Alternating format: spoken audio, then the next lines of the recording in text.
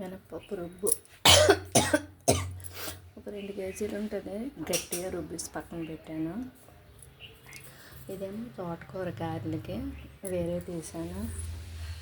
ఇది తోటకూర మా గార్డెన్ నుంచి తీసింది. ఇదేమో కొర్ర బియ్యం. ఇందులో కావాలంటే ఇది కొంచెం వేసుకోవచ్చు, లేకపోతే ఇది డైరెక్ట్గా వేసుకోవచ్చు. ఇది ఒకటి అంటే ఒకేసారి రెడీ చేసి పెట్టుకుంటాను. ఇది కొయ్యి రొట్టికి జీలకర్ర ఉప్పు వేసాను. ఇప్పుడు ఇందులో వచ్చాము పచ్చిమిరపకాయలు,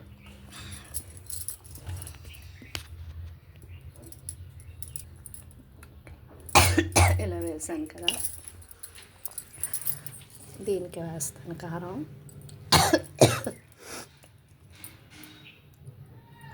ఇది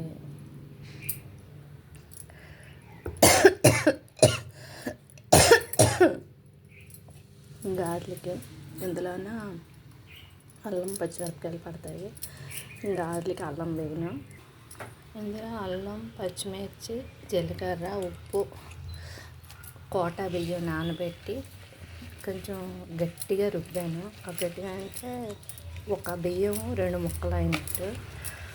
ఇది కొయ్యి రొట్టె చేస్తే బాగుంటుంది. ఇది కలిపేసి ఇది పక్కన పెట్టేస్తాను. ఇది ఒక రోజు టిఫిన్ అయిపోతుంది. ఒకేసారి పప్పు వేస్తే ఒక 4-5 రకాలు ప్లాన్ చేసుకుంటాను. 1-2 కేజీలు మిషన్లో రుబ్బేస్తాను. ఇప్పుడు ఇంక ఇది కలిపేసి పక్కన పెడితే మొత్తం కలిపి ఒకటే దెబ్బ రొట్టెలా వేసుకోవచ్చు. లేదు అనుకుంటే చిన్నగా కూడా వేసుకోవచ్చు, మన ఇష్టం.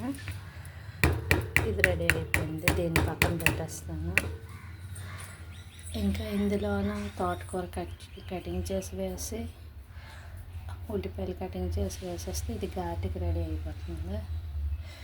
ఈ కింద వచ్చి కొర్ర బియ్యం చెప్పాను కదా, ఇది ఉంది. ఇంకా ఈ బ్యాలెన్స్ దీన్ని ఇంకేం కావాలంటే చేసుకోవడానికి పక్కన పెడతాను.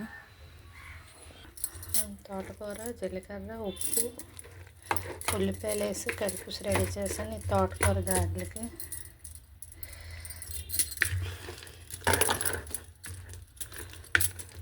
ఇంకా ప్లెయిన్ గారెలు కానీ కలిపితే సాంబార్ గారెలు చేస్తాను. సాంబార్లో వేస్తే అందుకే ఇది కొంచెం ఇలా ఉంచాను. ఎలా కావాలంటే అలా చేసుకొచ్చాను.